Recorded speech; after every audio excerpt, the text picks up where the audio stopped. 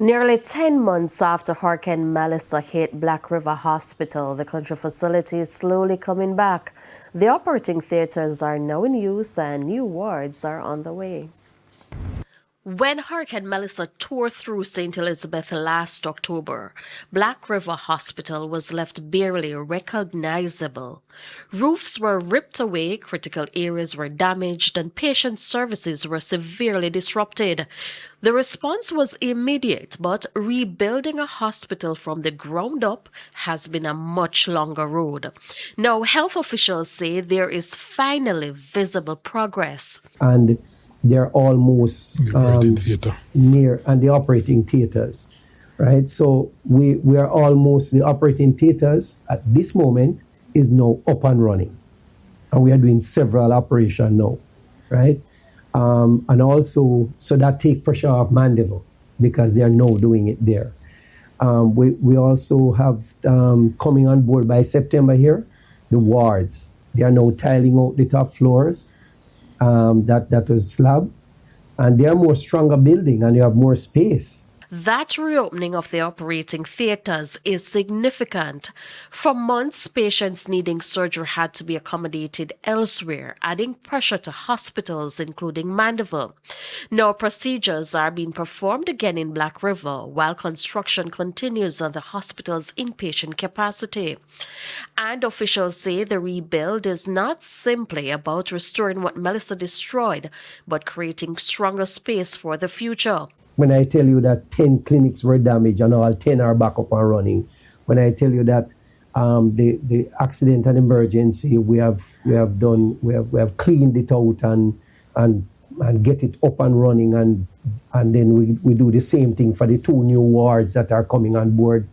It is a tremendous work that have gone in for the last 10 months or 9 months to make sure that we are at a place now where we can say next month, right? We're not going to be 100% operational, but we'll be like 80 or 90% there.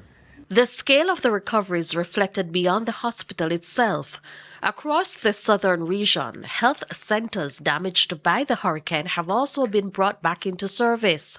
But for Black River, the biggest challenge has been restoring beds and reducing the burden placed on other hospitals after patients were moved out of St. Elizabeth. At the time when we had the whole problem in Black River, we had to move staff.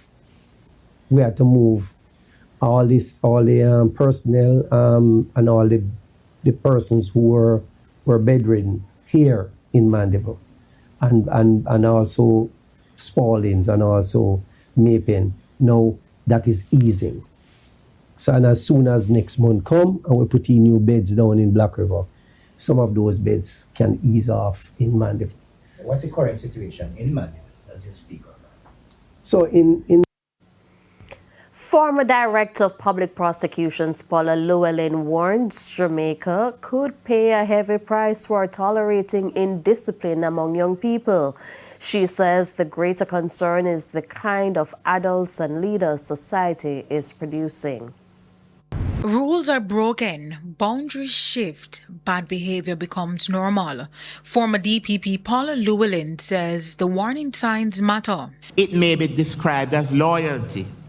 It may be convenience. It may be how are things done. It may be what you can do for me. Someone may tell you not to make trouble, not to rock any boat, that everybody does it, or that there is no point being difficult about a small matter. You may be asked to overlook something, to sign something you have not properly verified or vetted, to give somebody an advantage they have not earned, or to remain silent about something you know is wrong. She says technology is changing more than how young people communicate. It may also be weakening their ability to connect face to face. They all can be in a room and they're talking to each other on the phone. And I remember one day I called, well, she hardly does it because she's a very sociable person. She had better be. But she does tell me of persons who constantly do it.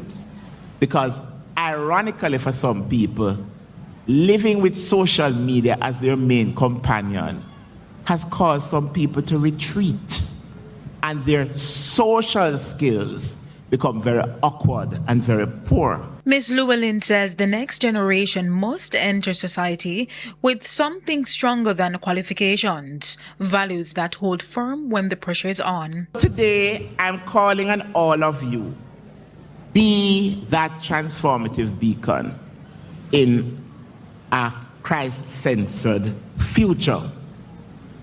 Try to make sure that any organization you become a part of, you bring value. Anthony Atkinson, TVJ News.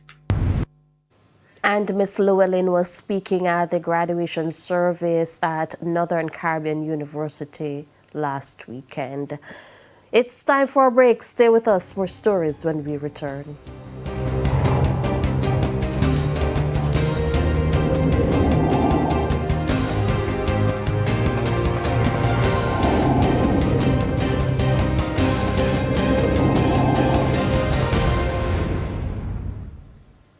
Welcome back to the Midday News. A family of 3 living at 13 Shoe Lane, Kingston 15, is in dire need of help as their home continues to deteriorate. Family friend Apostle Sean Small says the house is in need of urgent repairs to make it safe to live in. An appeal is also being made for building materials, labor, or financial support. Same place. And it's outside, and the community is not the best of community because it is within the Dunkirk community and 13 Shoe Lane, Kingston 16. We are really crying out to get some help for this family because they're in a condition that no human being should be living in. Anyone willing to assist the family can contact Shamar Taxter at 876-225-4518. That's 876-225-4518. It's now time for the Business Minute. VM Investments is reporting a strong turnaround in profits for the first half of 2026. The company made net profit of $105.8 million for the first 6 months ended June 30, compared with a loss a year earlier. The improvement was mainly driven by higher gains from investment activities and cost control measures. Net interest income and other operating revenue rose 11.5%, while investment gains increased by nearly 70%. The higher gains helped offset lower fees and commission, which the company says were hit by delays in several transactions. Further afield, a Washington state judge has blocked prediction market platform Kalshi from offering most of its contracts to state residents. The ruling covers betting on sports, elections, politics, entertainment, technology, and science. Washington's Attorney General accuses Kalshi of violating state gambling laws. However, Kalshi disagrees, arguing that its markets are regulated by the federal government. And that's it for the Business Minute. I'm Anthony Atkinson.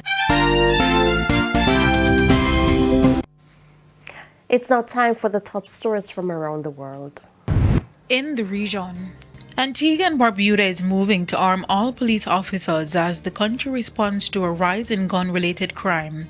The government says the move is aimed at giving police greater capacity to respond to crime, particularly gun violence. The cabinet says the increase in gun-related crime requires a stronger and more coordinated response from law enforcement. Authorities are also being urged to make full use of available resources to identify, arrest, and prosecute people involved in criminal activities. The government is describing the approach as a frontal attack on crime, with a focus on tackling gun violence and holding offenders accountable. And on the international scene, heavy rain has caused severe flooding in Japan's Chiba prefecture, killing at least 8 people and forcing residents and drivers to seek safety. More than 47,000 homes lost power, while about 7,000 passengers were stranded at Narita Airport. Some areas recorded more than 360 millimeters of rain, disrupting roads and other services. Japan has sent soldiers to support rescue and relief efforts as authorities assess the damage. And those were the top regional and international stories. I'm Antonia Atkinson. Thank you, Antonia. We head to a quick break. When we come back, we'll have your midday sports report with Christopher Scott.